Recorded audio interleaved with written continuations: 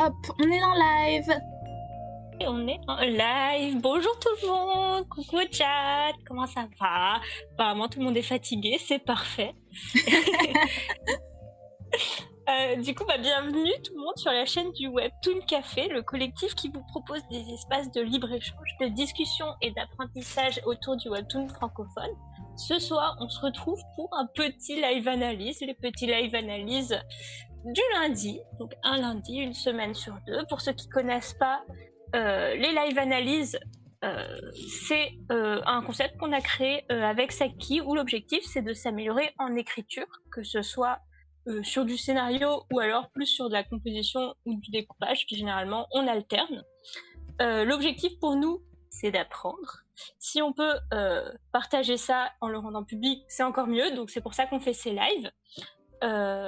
Donc voilà, cette semaine, on va parler des dialogues, des dialogues. Alors, petit disclaimer, on n'est pas des pros, on est là pour apprendre, donc c'est pas dit qu'on raconte pas des bêtises, un ou plusieurs moments. C'est aussi pour ça qu'on fait ces lives, pour que ce soit collaboratif. Donc si vous avez des choses à rajouter, si vous n'êtes pas d'accord, ou si vous voulez apporter des trucs, franchement, allez-y dans le chat, et ça n'en sera que mieux. Oui, et bonne année du lapin. Oh mais oui, bonne année. Bonne année, bonne santé, meilleurs vœux. Tout ça. Qu'est-ce que je voulais dire? Oui, aussi, autre disclaimer, sur les live analyses, on ne parle pas que de Webtoon, même si on est au Webtoon Café, tout simplement parce que les genres peuvent se recouper sur les grands principes de base et que souvent, en comprendre un sur un format, ça permet aussi d'adapter, de jouer avec les autres et de faire des trucs plus riches, plus intéressants. Donc, on va parler d'un peu de tout, surtout ce soir. D'habitude, on se focalise vraiment sur une œuvre en particulier. Là, ce soir, on va être sur un truc vraiment théorie scénario. Du coup, ce qu'on va faire, c'est qu'on va vous prendre plein d'exemples. On va parler du coup de dialogue, je vous l'ai dit, tout simplement parce que les dialogues c'est beaucoup plus dur que ça n'y paraît, alors que on se dit ça va être facile, juste mes personnages y parlent. C'est faux, très clairement. Ça peut être vraiment un vrai casse-tête d'écrire des dialogues. Du coup, on va essayer dans un premier temps de vous donner quelques conseils, quelques petits trucs qu'on a pu remarquer, des petits tips. Et puis du coup, on parlera de différents exemples dans différents genres. Je me souviens plus exactement de tout ce qu'on a prévu, mais il y aura du manga, il y aura du webcomics, il y aura de la BD, il y aura du webtoon, bref. On a de quoi faire ce soir. Et du coup, dernier petit disclaimer, on le dit à chaque fois, d'habitude pour avoir les images les plus lisibles possibles et que vous puissiez bien nous suivre sur le Twitch, on utilise des versions scannées. Voilà, on rappelle qu'on n'encourage absolument pas à lire vos séries en scan. Si vous voulez soutenir les auteurs, évidemment, c'est mieux d'acheter leur travail. Voilà. Après, aujourd'hui, c'était un peu particulier. D'habitude, on essaie de vous donner les trucs les plus lisibles possibles. Cette semaine, on va vous montrer nos photos dégueu de nos tomes à nous parce que tout simplement... non mais si. Parce que tout simplement, en fait, c'est du dialogue. Et du coup, une autre raison de ne pas lire les scans, c'est que la traduction n'est pas la traduction officielle et que parfois on est sur des trucs où oui, ok, on comprend ce qui se passe, on a les dessins, tout ça, mais niveau dialogue, clairement, on perd des trucs. Ouais. Donc voilà, on a fait un petit micmac ce soir. Voilà. Vous aurez tout si vous n'arrivez pas à lire, et on lira pour vous. Voilà, comme d'hab, on fera la petite lecture. Ouais, c'est ça. Voilà. Du coup, on va commencer vite fait à parler des petits tips. On va les donner un peu en vrac. En vrai, on va pas vous faire un grand cours magistral. On va vraiment juste donner quelques grands principes, des petits trucs de base, parce que on est avant tout là pour analyser et pas vraiment pour vous faire des trucs vraiment très construits, vraiment très sérieux, etc. Pour ça, vous aurez plutôt les tips sur le compte Instagram du Webtoon Café qui sont hyper bien construits. Donc ça va être chouette. Loxa qui nous dit comment ça commence pas par des citations de la poétique d'Aristote. Eh ben non, écoute, je suis désolée. Mais vous pouvez les trouver sur plein d'autres endroits. Nous, on va faire ça un peu chill, amusement. Ah là là, oui. Après, est-ce que vous avez vraiment envie d'avoir des citations de la poétique? Pas sûr. Allez, non. J'adore. Alors, tout d'abord, comment on fait pour... Vraiment, ça va être en vrac, hein, vous êtes prévenus. Comment on fait pour rendre ces dialogues intéressants? Eh ben, tout d'abord, je dirais, en faisant en sorte que tous ces personnages ne parlent pas de la même façon. C'est hyper bête à dire, mais dans la vraie vie, tout le monde s'exprime de façon vraiment différente. Et c'est aussi ça qui va donner un petit peu de vie à votre histoire et de personnalité à vos personnages. Comment on fait pour faire en sorte que ces personnages parlent de façon différente, s'expriment pas tous pareil? En fait, on peut du coup leur donner des spécificités. Dans les spécificités, peut-être on va essayer de lister ce qu'on peut faire, et à chaque fois qu'on en listera un, peut-être on peut essayer de trouver des exemples dans des fictions. Je pense que ça peut être rigolo, et du coup dans le chat vous pouvez vraiment participer. Ok. Alors, dans un premier temps, on peut donner à son personnage des tics de langage. Est-ce que vous avez des exemples de tics de langage? Dans la réalité, tout le monde a des tics de langage. C'est par exemple, si j'arrête pas de dire du coup dans mes phrases. Ça, c'est tellement courant. Les profs détestent. Fugu l'a dit aussi. mais oui. Mais on en a tous. Et souvent, d'ailleurs, on s'en rend pas forcément compte. C'est assez drôle. Oui, tout à fait, dans Extra Coloc.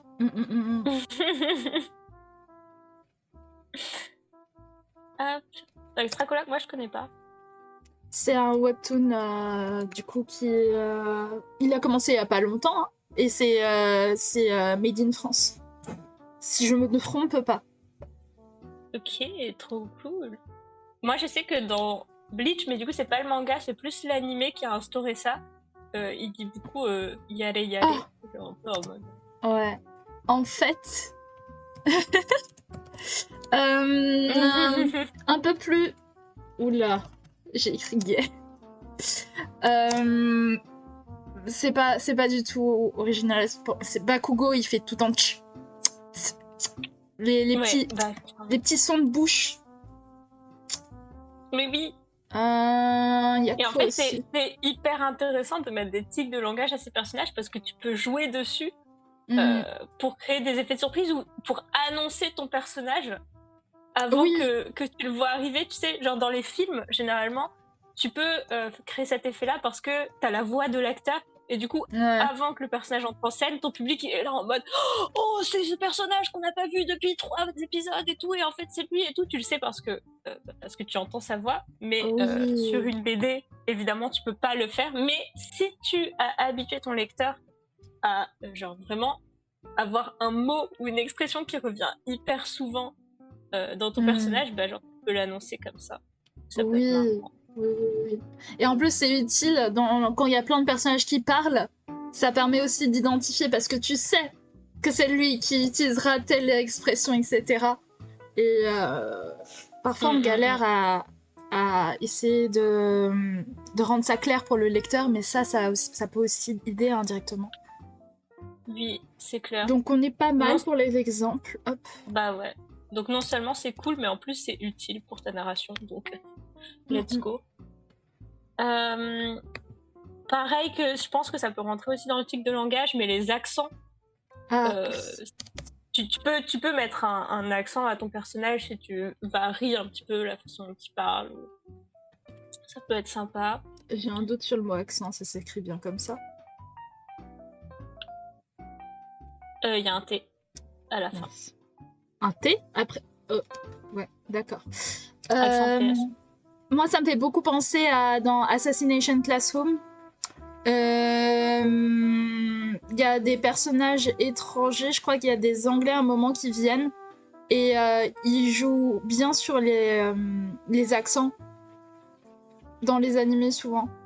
Genre, pas Ouais, des accents vraiment, mais c'est par exemple des étrangers qui aiment bien une telle expression, du coup ils vont la surutiliser, alors que naturellement dans le pays d'origine on la surutilise pas autant. Ouais, c'est clair. Après, effectivement, c'est pas. Genre, après, tout ce qui est type de langage, expression et tout, euh, ça fonctionne pas forcément que si c'est ultra récurrent. Mais si Mm. par exemple, c'est un peu une expression rare, euh, genre, du coup, ça va. Tu sais, ça va te sauter.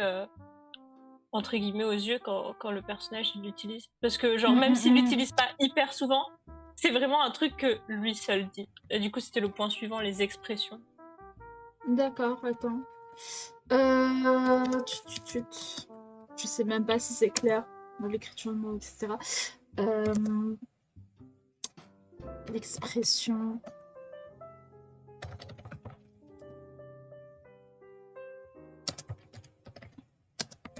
Ensuite qu'est-ce qu'on a Les expressions propres au perso. Bakugo qui crie Die. Oui, ouais, Fugu, ouais, le niveau de langue, on parlera un petit peu après. Euh, Ouais, de ouf. Carrément. Ensuite, les grossièretés, Mm, mm. ça revient un petit peu dans le niveau de langue dont on va parler plus tard, mais la façon dont parlent vos personnages, c'est pas la façon dont vous parlez. Si votre personnage parle n'importe comment, ça veut pas dire que toi, en tant qu'auteur, tu sais pas écrire. Mais ça dit quelque chose de ton personnage. Et du coup, tu peux te permettre de faire en sorte que tes personnages soient des gros chartiers et qui parlent n'importe comment. C'est très drôle. Mm, mm, mm. Et Je qui. sais pas si vous avez des exemples de personnages qui sont super grossiers. Je vais me taire, moi. Je vais arrêter. Parce qu'il Oui, y on a que. sait que Bakugo, on le sait. Euh, Un personnage autre que lui, par contre, qui est aussi grossier. Ou au contraire, les personnages qui ont trop de manières aussi. Hein. Oui, clairement. Est-ce que tu l'as dans la suite de tes exemples ou je peux mettre grossièreté, Non, tu peux le trop de mettre manières? avec. Ouais. Grossièreté, politesse, ouais. Fugu qui nous dit dans les mangas shonen, on a souvent des gros mots pour caractériser le côté rebelle des ados. Mm. Oui, clairement. Mm. Euh, Genre quand des personnages ne respectent. En fait, on le voit beaucoup dans les mangas aussi parce qu'il y a le non-respect qui est très mis en avant par le fait que tu utilises par exemple pas les bons. Je sais plus comment ça s'appelle. San, Senpai, Kun, Chan. Ça s'appelle comment ça déjà? euh, je sais pas, est-ce qu'on peut Mais parler de suffixe? ils utilisent les mauvais ou alors qu'ils manquent de respect en appelant vieux grand-père, vieux pépé, des trucs comme ça. Oui.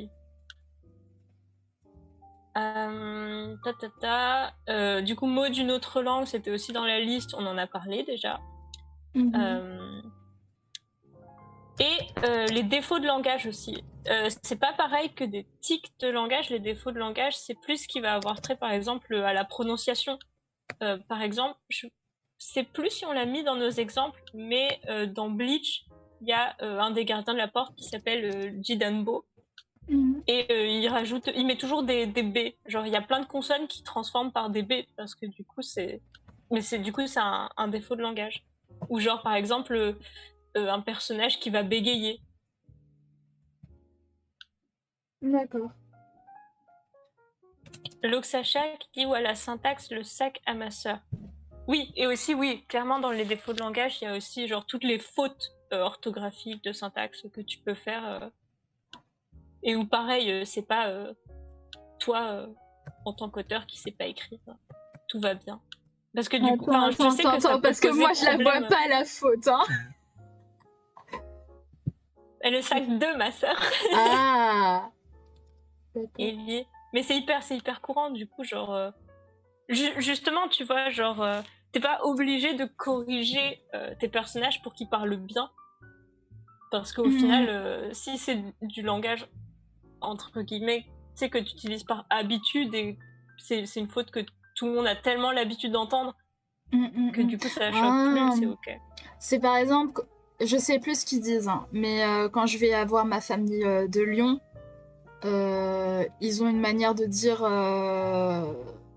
de faire un truc qui est différente, et ça fait partie des défauts de langage. Comment? Je crois. Pardon, j'ai eu un moment de blanc dans mes écouteurs. Non, mais en fonction des régions de France, parfois on formule pas les choses de la même manière. Oui. Je parle pas de wagon ou chocolatine pas au chocolat. Je parle vraiment de la formulation là. Des formulations qui diffèrent. Mais t'as un exemple? J'arrive pas à me souvenir. Peut-être ça me reviendra pendant le live. Ok.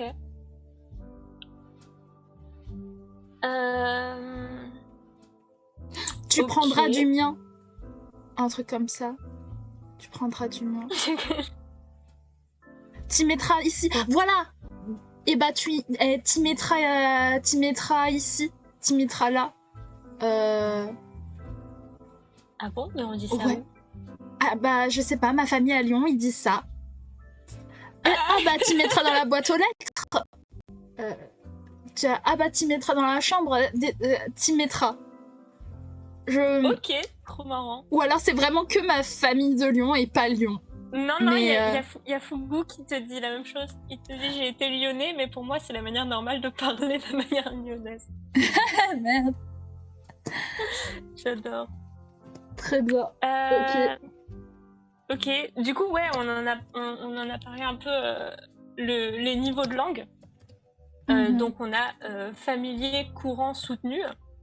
Et grosso modo ça va être... comment expliquer ça? Le niveau de familiarité que tu vas utiliser quand tu t'exprimes. Et en fait, tu vas adapter ton niveau de langue en fonction du contexte ou de ton interlocuteur. Donc, familier, ça va être vraiment avec tes proches, et c'est là où tu vas te permettre de faire justement des petites fautes de syntaxe, des fautes de langage, d'utiliser beaucoup d'expressions, voire de grossièreté, tout ce qui est du domaine du familier, quoi. Ensuite, le courant, c'est ce que tu vas utiliser de façon un peu habituelle. C'est un peu le, entre guillemets, le neutre du langage que tu vas utiliser quand, un peu par défaut, j'ai envie de dire.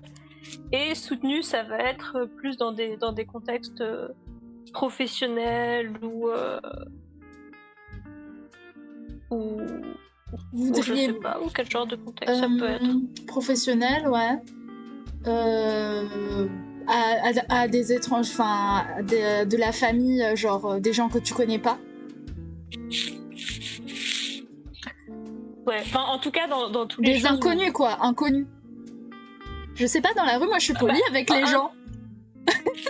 Non, parce que soutenu, il me semble que c'est au-dessus. C'est le level au-dessus? Ok. Ouais. Après, j'ai un mauvais langage. Les gens que tu connais pas, tu vas plus utiliser courant, alors que soutenu, il me semble que il y a un peu une notion de pas hiérarchique, mais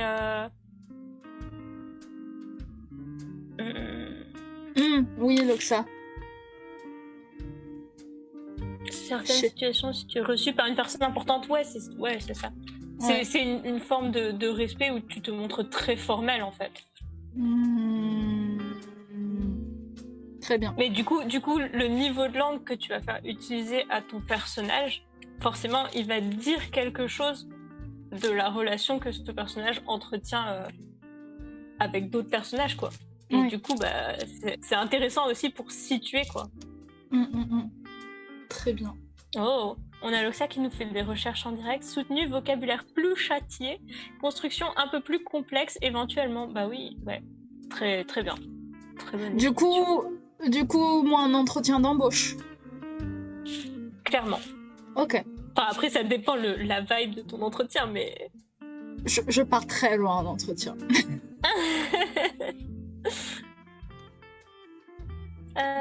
Alors, qu'est-ce qu'on nous dit Ouais, en chat? la Vous êtes hyper réactif, c'est trop bien. Guillaume qui précise que ça caractérise aussi la distance qu'on a avec l'individu, l'inconnu. Mais c'est pour ça que j'avais vraiment l'impression que plus la personne est inconnue et plus je vais chercher à être polie avec. C'est intéressant ce que dit Youm aussi, de ça peut être un soutenu léger aussi. Que oui,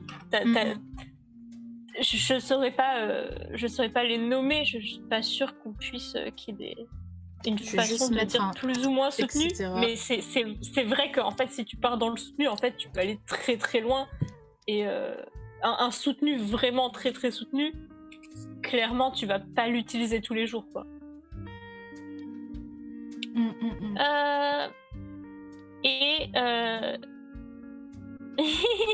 L'Oxa qui dit c'est pas des recherches, c'est dans ma tête, mais c'est trop bien. Mais tu t'y connais beaucoup. T'as fait des études, est-ce que tu bosses dedans? Ça m'intrigue du coup. Et d'ailleurs, L'Oxa qui nous dit qu'il y a aussi les onomatopées a, haha. Oui, et qu'on peut distinguer les haha de haha. Ça c'est trop bien. C'est vraiment le genre de petites nuances qui sont très chouettes. Ok.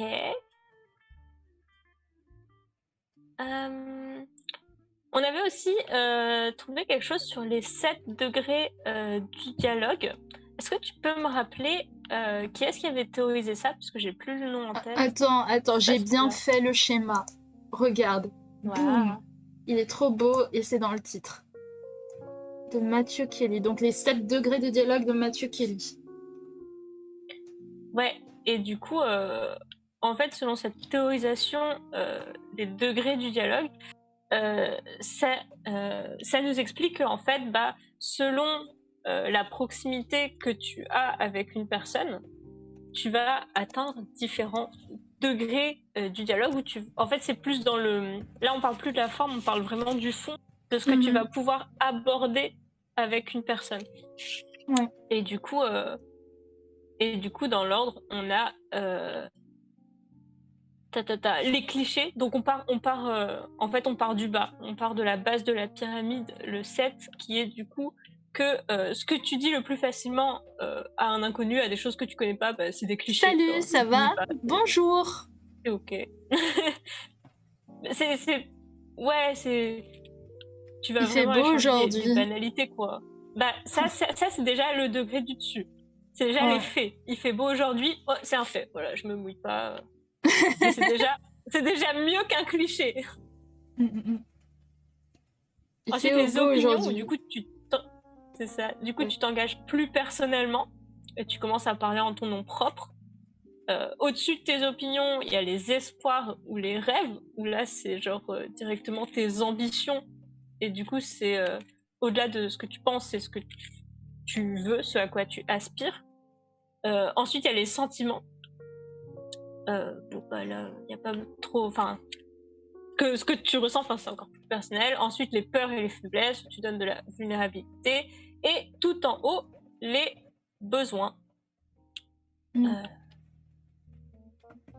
Et du coup, on avait trouvé ça intéressant. On est tombé dessus et du coup, on s'était dit qu'on allait vous les mettre parce que, en fait, c'est assez intéressant de faire des parallèles entre ça et entre tes personnages et ce qu'ils sont capables de se dire, en fait, les conversations qu'ils ont les uns avec les autres, et de se demander mon personnage là,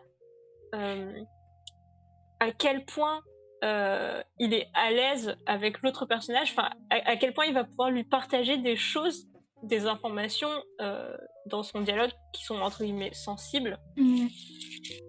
Je peux rajouter un truc? Carrément. Du coup, là, les clichés, les faits et les opinions, ok.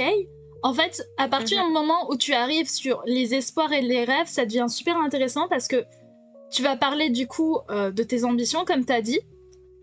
Et en fait, le level au-dessus, ça va être de parler de tes peurs et de tes faiblesses, c'est-à-dire potentiellement ce qui t'empêche de réaliser tes espoirs et tes rêves.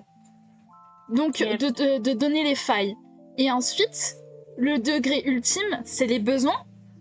C'est-à-dire, qu'est-ce que tu as besoin pour aller au-dessus de tes peurs et de tes faiblesses et accomplir tes espoirs et tes rêves. Donc on peut aussi le voir comme ça. Ce qui explique pourquoi c'est dans cet ordre-là. Alors qu'on pourrait penser que les peurs et les faiblesses, c'est le truc ultime. Ouais, c'est ça.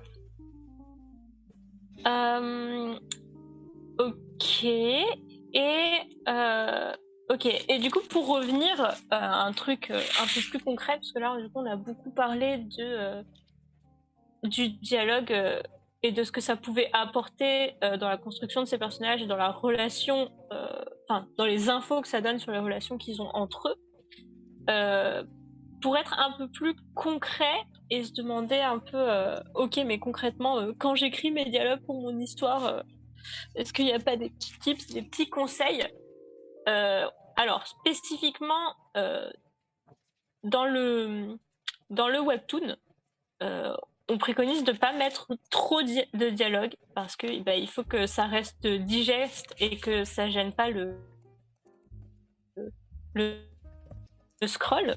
C'est bien aussi de beaucoup se servir. En fait, la différence entre un dialogue que tu vas écrire, par exemple, pour un roman et un dialogue que tu vas écrire pour de la bande dessinée, c'est que tu vas avoir des outils qui sont différents, qui sont supplémentaires, qui sont l'image. Et en fait, il faut pas l'oublier quand tu écris des dialogues pour de la bande dessinée, que t'es pas obligé de tout faire passer par le texte et que tu peux aussi te servir de l'image pour véhiculer des choses. Et en fait, c'est intéressant parce que c'est un truc qu'on observe dans la réalité. En fait, si tu vois deux personnes dans la vraie vie qui sont en train de discuter, en fait, ils vont pas tout expliciter. Ils vont pas remettre du contexte tout le temps. Ils vont parfois pas être complètement clairs. Et en fait, il y a plein de trucs que les interlocuteurs vont comprendre et vont comprendre en fonction de ce qu'ils voient. L'Oxane qui nous dit il y a des langages non verbaux, c'est exactement ça. Ça peut être par exemple la posture de ton partenaire, de ton interlocuteur. Ça peut être, je sais pas, le fait qu'il regarde autour de lui ou le fait qu'ils sont en train de faire telle action. Ou alors tu peux parler de quelque chose que tu es en train de faire mais sans forcément expliquer ce que tu es en train de faire parce que ton interlocuteur voit bien ce que tu es en train de faire et du coup en fait le contexte donne du sens à ce que tu es en train de dire. Et il faut aussi s'en rappeler, je pense, quand on écrit un dialogue pour de la bande dessinée et en particulier pour du webtoon, que si on peut faire l'économie de texte dans le dialogue pour le faire passer autrement et pas que tout soit hyper explicite et hyper lourd, et il faut le faire. Trop de texte peut faire fuir les lecteurs. Ou alors sortir le lecteur de sa lecture et juste il est déconcentré, il a la flemme, il rate des infos. C'est ça. Après, ça veut pas dire que tes personnages ne peuvent pas parler beaucoup. Mais dans ce cas, si tu veux faire en sorte que ton personnage parle beaucoup, il faut aussi que tu réfléchisses à comment tu vas présenter, dispatcher peut-être ton dialogue, tes paroles, et peut-être faire en sorte que de scinder en fait, genre t'es pas, enfin forcément dans un webtoon tu vas pas faire un paragraphe, même si c'est le même personnage qui parle pendant je sais pas 6 ou 7 phrases, et il va falloir que tu réfléchisses à comment faire pour espacer ce qui serait normalement un paragraphe et faire plusieurs bulles. Vas-y. Je vous renvoie du coup au live analyse sur My Hero Academia, le chapitre 10. Il y a un combat qui se passe et en fait on a un parallèle entre les personnes qui regardent le combat et qui commentent le combat et le combat en lui-même. Et en fait les personnes qui commentent on va faire en sorte que ce soit des élèves différents et des professeurs différents qui ajoutent différentes critiques, donc ça coupe les bulles. Et parfois, il y a des actions qui ensuite, il y a une action, une technique qu'utilise Bakugo à un moment, qu'ensuite Shoto revient dessus et on l'illustre l'action par un schéma pour qu'on comprenne mieux la volonté du personnage, ce qu'il vient de faire, etc. Du coup, ça permet de schématiser, mieux expliquer comment se déroulent les choses. Je pense aussi à des pages d'explication dans l'atelier des sorciers. On ne nous explique pas le fonctionnement de toute la magie d'un coup. C'est au fur et à mesure de l'apprentissage de la protagoniste qu'on va avoir les séances de schéma avec les petits cours particuliers. Pardon, t'es là? Oui, je suis là, pardon, j'étais en train de process. Je suis pas allée hors sujet. Non. Très bien. Non, pas du tout. Mais ouais, du coup...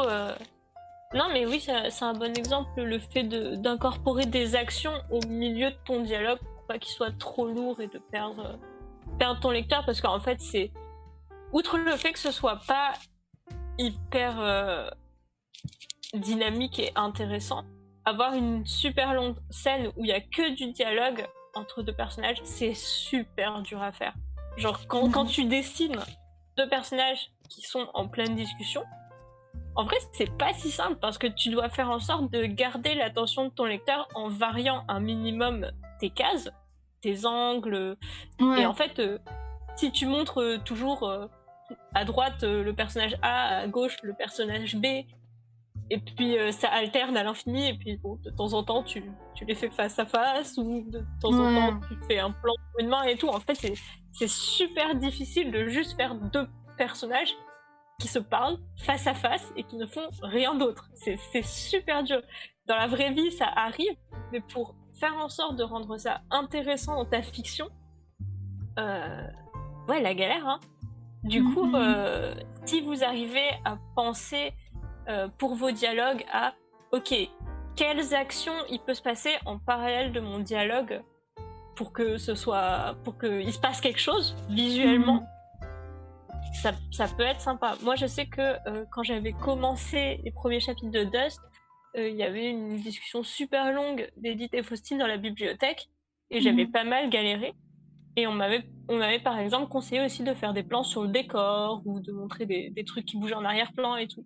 Et en fait, ce que m'ont dit de faire Cornu et Machi, c'était de faire des choses aux personnages.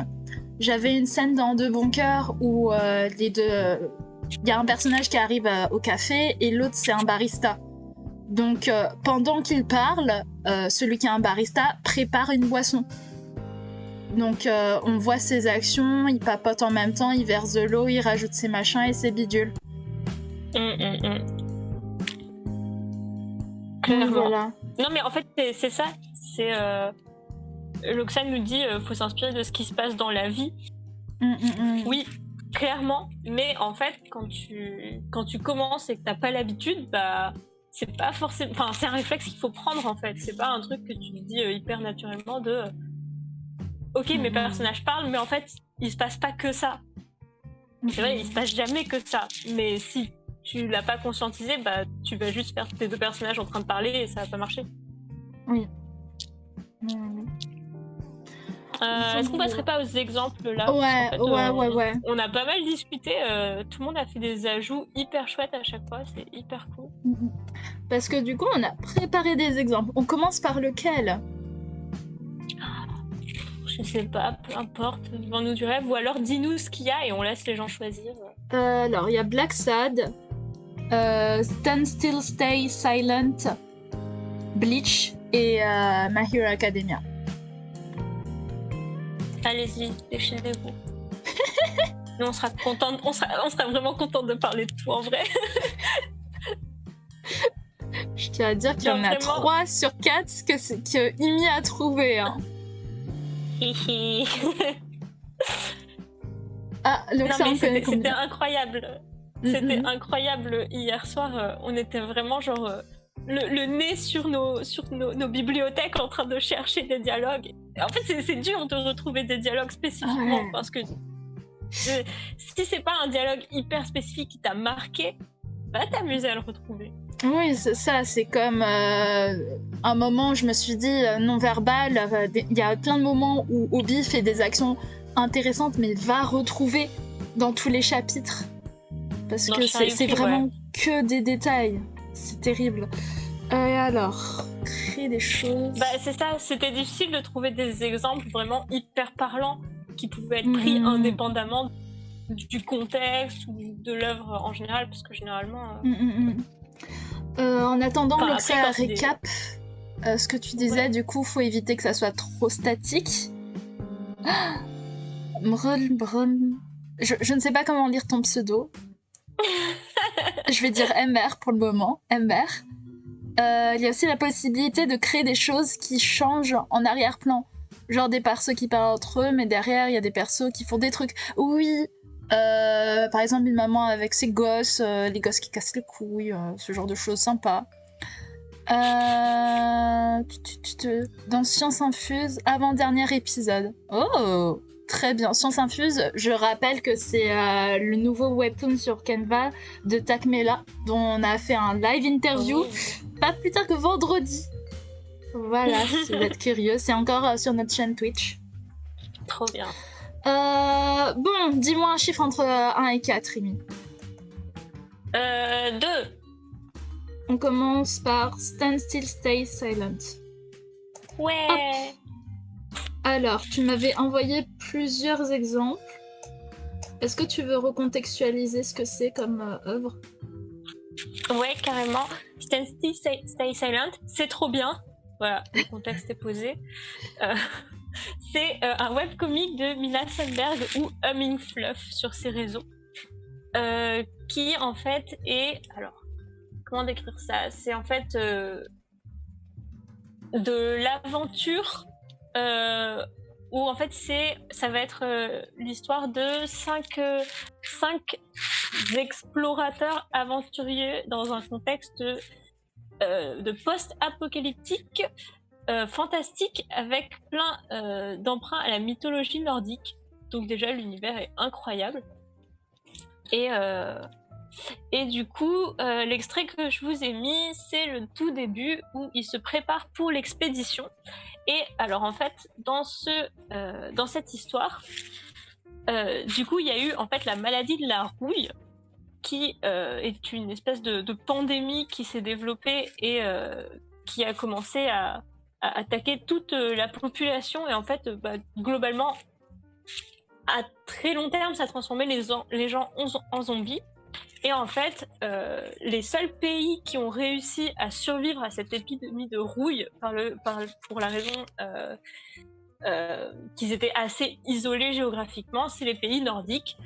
Et du coup, tous nos personnages viennent de différents pays, Suède, Norvège, Islande, Finlande aussi. Et du coup, c'est assez intéressant parce que au début de l'histoire, quand ils se rencontrent, en fait, ils parlent pas la même langue. Genre, en fait, ça fait partie du ressort de l'histoire que les personnages parlent pas la même langue, parce que du coup, ça va altérer les relations qu'ils ont les uns avec les autres, parce que il y en a qui peuvent se comprendre, où les langues sont, par exemple, comme l'italien et le français, ils peuvent plus facilement se comprendre que d'autres. Vraiment, c'est très différent. Et du coup, ça devient vraiment un ressort narratif de l'intrigue. Et il y a même des moments où ça va vraiment avoir une importance particulière. Où par exemple, il y a deux personnages qui se comprennent pas du tout et qui se retrouvent bloqués ensemble dans une situation de survie. Et c'est un peu le truc de « Ok, comment on va faire ?» On fait quoi maintenant ?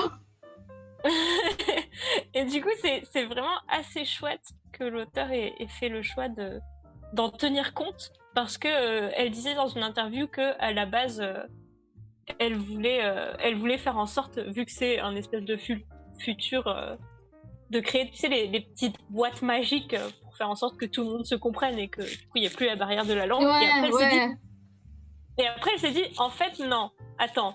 En fait, je vais inclure cette barrière de la langue et ça va devenir un ressort de mon histoire. Et genre, je trouve ça vraiment très cool. Et en fait, vous pouvez voir comment elle a fait sur cette planche, où en fait, elle met des petits drapeaux qui juste désignent la langue que les personnages parlent. Et ça marche très bien. Donc à chaque fois, sur ces volumes, il y a un petit drapeau. Un petit drapeau. Enfin, il y a des récapitulatifs en fait, parce que bon, on n'est pas forcément les drapeaux de chaque pays. Et en fait, ça marche hyper bien et c'est assez marrant. Et du coup, je vous ai pris un exemple de page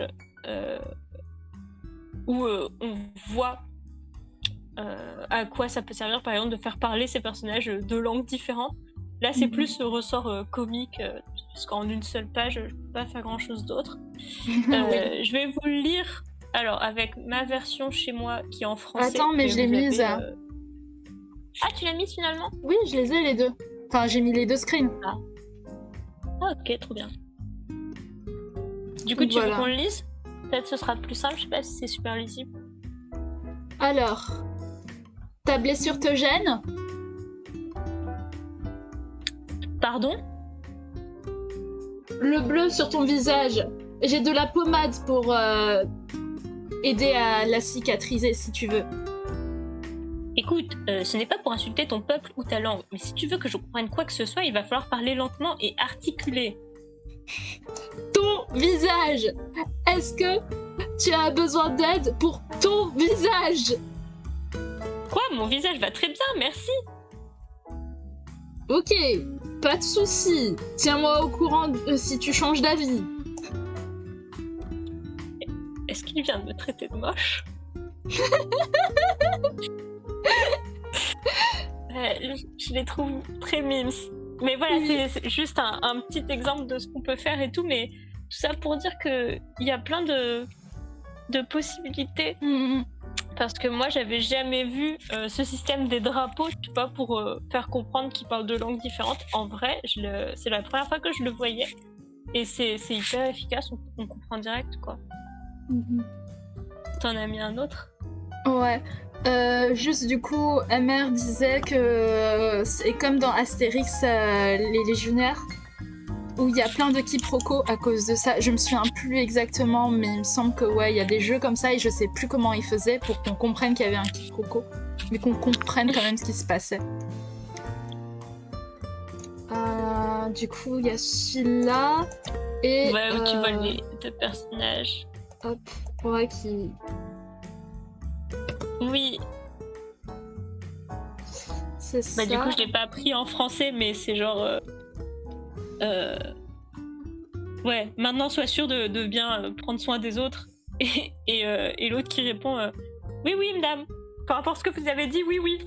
Elle comprend pas. Mais en fait, c'est hyper marrant de voir le dialogue de sourd entre les deux personnages.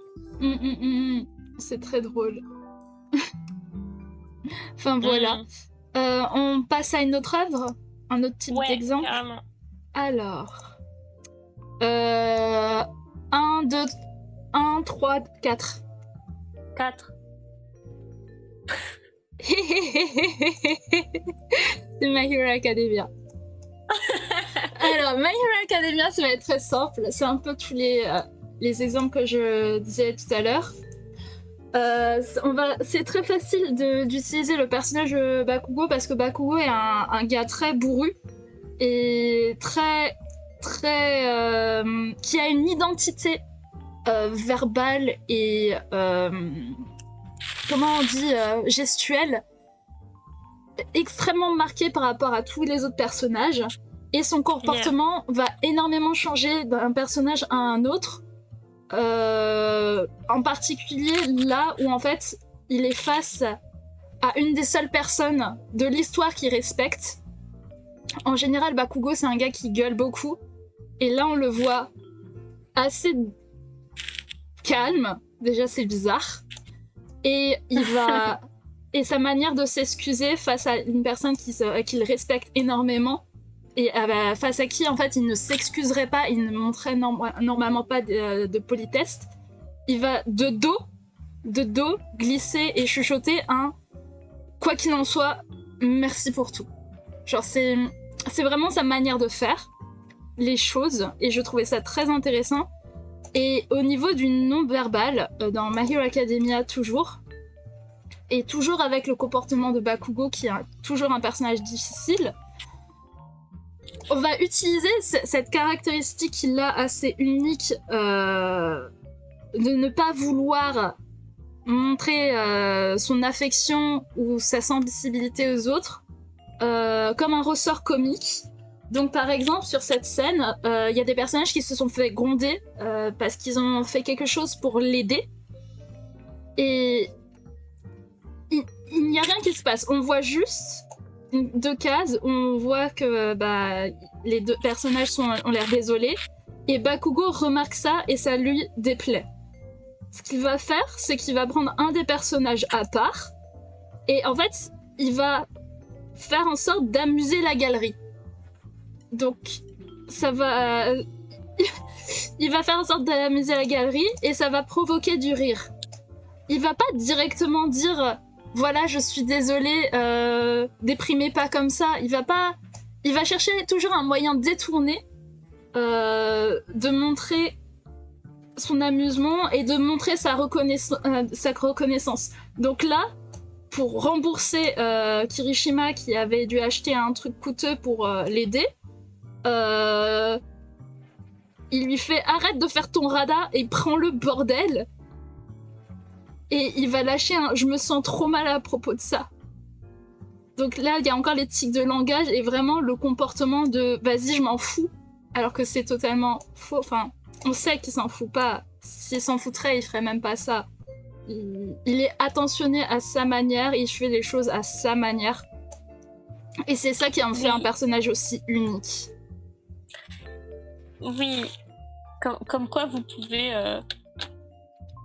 Vous pouvez jouer entre l'opposition des actes de vos personnages et leurs paroles. Et ça aussi, ça rend ça d'autant plus intéressant. Et aussi, ce qui est chouette, je trouve, avec l'exemple de Bakugo, c'est que tu vois comment le fait de poser des récurrences, vraiment des bases de la façon dont s'exprime ton personnage et de vraiment en faire une caractéristique super poussée de ton personnage. Genre vraiment, tu penses à ce personnage de My Hero Academia, tu penses au fait qu'il soit toujours dans l'excès, qu'il soit toujours crié, qu'il soit toujours grossier. Et ça fait vraiment genre l'identité du personnage. Et ça montre à quel point c'est efficace quand tu décides de prendre à revers ce truc-là que t'as passé genre des tomes et des tomes à établir et où tu fais en sorte que ton personnage va être calme, va s'excuser, même si c'est de dos et tout, mais en fait, le contraste va rendre ta scène vraiment encore plus efficace que d'habitude. Et du coup, c'est aussi chouette de penser à ok, j'ai mis ces bases-là pour mon perso. Qu'est-ce que ça fait quand je n'utilise pas ces bases? Qu'est-ce que ça crée comme impression et pourquoi ça marche en fait? Oui, c'est aussi ça qui va rendre des dynamiques de personnages intéressantes. C'est comme si tu voulais un duo de protagonistes qui sont tous les deux gentils, tous les deux tout choupinous, tous les deux tout mignons et naïfs. Ils se ressemblent un peu trop, qu'est-ce qui va se passer? Enfin, tu sais pas comment titiller le truc, tu vas un peu galérer. Et c'est pour ça que les dynamiques du genre le gars joyeux qui est tout gentil, vs le gars un peu ténébreux, sinistre, Naruto Sasuke, ça marche extrêmement bien parce que il y a plein de choses à faire très facilement et qui sont très accessibles. Oui, le contraste de deux personnages qui s'expriment pas du tout de la même façon, très efficace. Ok. Alors, prochain exemple. 1 ou 3? 3. Ok, c'est Bleach. Ouais. Pas que j'aime pas Black Sador, c'est moi qui ai choisi les deux, mais Bleach. Je te laisse contextualiser du mieux que tu peux. Pas trop longtemps. Ouais. Désolée pour la qualité. Du coup, c'est... Là, vraiment, on avait trouvé les scans et... C'était pas fou, désastreux. C'était pas fou du tout. Du coup, ouais. On vous préfère la version un peu dégueu de la photo de mon tome. Du coup, pour le contexte, on a donc ces deux personnages, Renji, le gars, et Rukia, la fille, c'est un flashback, ils sont à l'école des Shinigami, enfin, ils sont dans une académie, les deux sont orphelins, viennent de milieux très défavorisés, et en fait, là, ce passage, c'est le moment où Rukia tombe sur Renji et lui annonce qu'elle a été adoptée par un clan de nobles, ce qui, dans leur situation, est une très bonne nouvelle vu qu'ils ont grandi dans la misère et orphelins. Mais c'est une nouvelle un petit peu en demi-teinte parce que ça veut dire que ils seront plus dans le même monde, qu'ils vont s'éloigner et qu'elle va quitter du coup l'académie plus tôt. Et on a pris cet exemple parce que c'était un bon exemple d'un dialogue où il y a beaucoup de non-dits et où les personnages sont pas forcément honnêtes avec l'un avec l'autre. Et du coup, en fait, ça va être au lecteur de lire un peu entre les lignes. Parce qu'on n'a pas toujours besoin de prendre son lecteur vraiment par la main et de le poser. Il y a plein de trucs que tu peux faire comprendre à ton lecteur sans avoir besoin de le marquer noir sur blanc. Du coup, on a pris cet exemple-là. Tu fais Renji ou Rukia ? Je vais faire Renji. Allez. Renji ? Ah, Rukia. L'air était tellement lourd dans cette pièce. De quoi parliez-vous ? La famille Kuchiki voudrait m'adopter. Si j'accepte, j'aurai mon diplôme tout de suite, et ils feront en sorte que je puisse rentrer dans l'une des 13 divisions juste après. Renji, Mais c'est génial! Et les Kuchiki font partie de l'aristocratie, non? C'est super! Si t'adoptes, tu vas vivre une vie de reine, et tu auras tout le luxe possible! Les nobles peuvent manger tout ce qu'ils veulent en plus. Ah, je t'envie, merde. Et tu n'auras même pas à passer les examens et finir les cours. Ah, c'est fou, je t'envie. C'est terrible. Pardon. Ah bon.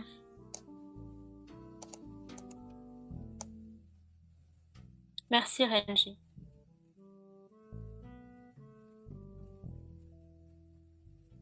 Rukia a enfin trouvé une famille. Je ne dois pas la gêner. Je ne dois surtout pas faire quoi que ce soit qui pourrait la gêner. C'est ce que je me suis dit. Et là, du coup, c'est très chouette parce qu'à la fin du flashback, on a les vraies pensées de Renji. Et en fait, ça ne colle absolument pas à ce qu'on vient de lire et à ce qu'il vient de dire à Rukia. On comprend que du coup, il a surjoué une réaction parce que c'est ce qui allait aider la personne en face de lui. Enfin, en tout cas, c'est ce qu'il pense être la réaction qui sera la plus aidante. Et en fait, du coup, on comprend à la réaction de Rukia que en fait, cette réaction même de Renji, même si elle est pleine de bonnes intentions, en fait, ça la blesse parce qu'elle a l'impression que, j'imagine, en tout cas, c'est ce qu'on comprend de l'extrait, qu'elle est blessée, qu'elle s'en aille, quoi. Ouais. Alors que ça se voit très bien au début de l'extrait qu'elle hésite et qu'elle comprend que c'est sérieux et qu'elle veut lui en parler et tout. Et en fait, il veut pas du tout en parler. Genre vraiment, il passe à autre chose. Ouais. Genre que elle, dans son jugement, Renji compte, par exemple, et que lui, il fait en sorte qu'elle ne le prenne plus en compte dans le jugement et qu'il s'en balèque. Et... Voilà. Oui. Mais c'est super efficace comme extrait. C'est super efficace. Yep. On est arrivé au bout de l'heure. On fait le dernier ? On fait le dernier exemple. Ouais, allez, vas-y. Allez. Hop. Alors, il y a... Attends, il y a une page, c'est ça ? Je croyais qu'il y en avait... Ouais, c'est ça, je crois, je t'en ai envoyé qu'une. Ok. Je te laisse contextualiser. Hop. Et du coup, contexte, tome 1 de Black Tad, qui est un détective. Et là, il est face à l'un de ses clients. Et du coup, voilà, on voit bien la différence de tempérament entre les deux. Et c'est assez fou. Et on me disait, tu sais, tout à l'heure, il y a un dialogue et tu sais pas quoi faire. Tu fais un zoom sur, par exemple, ce qui monte, tu montres le regard, tu montres le geste, le recul, l'opposition, tu montres le fait qu'il casse un crayon, qu'il hurle, qu'il se lève, on voit un peu plus le décor, on voit mieux la carte. Dans un autre sens, on voit qu'il s'est retourné et qu'il rage sans encore voir sa tête, et le personnage qui est tout petit derrière. Enfin, beaucoup de gestuels, beaucoup de plans différents. Oui. C'est un bon exemple de ce qu'on a dit tout à l'heure, parce que c'est hyper dynamique, que t'as l'impression qu'il se passe plein de choses. Que, même dans la compo et tout, à aucun moment t'as l'impression statique et que t'es dans l'attente, parce que t'as deux personnages qui parlent. Il se passe plein de choses et c'est très chouette. La prochaine fois qu'on fera un live pour parler des dialogues, faudra essayer de prendre des dialogues plus posés, du style dans les romances. Quand ils sont dans un café et on voit comment les auteurs ont fait. Faudra faire ça la prochaine fois. On a...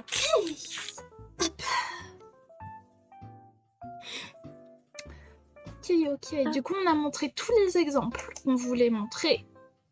Ouais. Et bah du coup, voilà, on est arrivé au bout de l'heure de notre petit live analyse dès lundi. On espère que ça vous a plu. En tout cas, c'était super agréable pour nous, parce que vous étiez hyper réactifs et hyper efficaces. Enfin, vous avez apporté plein de choses, c'était hyper agréable. Voilà, sachez-le, c'est très cool. Est-ce qu'on a des petites news à annoncer? Attends, t'as les derniers commentaires. Du coup, t'as Loxa qui dit que pour la prochaine fois, du coup, parler de l'enchaînement des répliques, concrètement. Et de vrai... Bah, ça fait clairement une partie 2 sur les dialogues, c'est très cool. On espère que vous serez là. On sait pas encore quand est-ce qu'on va la faire. Peut-être dans pas trop longtemps, histoire que ça devienne pas trop flou. Mais ouais, carrément. Pour les news à venir, alors il y a toujours les tips qui tombent sur notre Instagram toutes les 2 semaines. La semaine prochaine, des membres du Webtoon Café seront à Angoulême, mais on n'y va pas en tant que... Ah, c'est cette semaine. Merde. C'est cette semaine que je prends le train, que je descends. Ouais, c'est jeudi. Ok. Très bien. Eh ben, on va au festival d'Angoulême pendant 4 jours. On n'y va pas spécialement en tant que Webtoon Café, mais sachez qu'on y sera. Voilà. Si vous voulez nous croiser, n'hésitez pas à MP sur Insta éventuellement. Autrement, pour le mois prochain, contrairement à ce que j'avais annoncé à la fin du live de Takmela, ça sera un autre gros live qui va être préparé. Donc avec Ellie et toi, Mimi, vous allez faire le gros live du mois de février. Ouais. Je sais plus. Est-ce que vous avez fixé le sujet ou pas encore? On n'a pas fixé précisément le sujet, mais globalement, ce sera sur la création d'univers.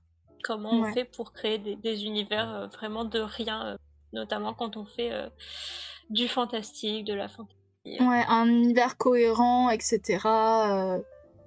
Qui a sa propre identité.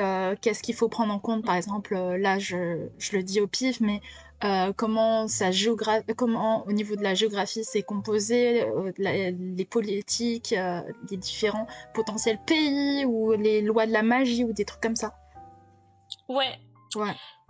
Emre Le Breu qui nous dit « Oula, c'est vaste, c'est extrêmement vaste !» C'est un gros thème, c'est pour ça que c'est un gros live. Et effectivement, c'est pour ça qu'on nous dit qu'on n'a pas encore fixé exactement l'angle d'approche, mais ça partira par là. Voilà. Sinon, pas d'autres news pour le moment. Il y aura le live analyse du coup Pas la semaine prochaine, Bah, mais la dans semaine 2 d'après. semaines, Ouais, dans 2 semaines. Donc on vous retrouve de toute façon ici dans 2 semaines. Voilà, merci beaucoup d'avoir été là. Oui, C'est une on bonne te souhaite une soirée, bonne soirée. reposez-vous bien. Bisous.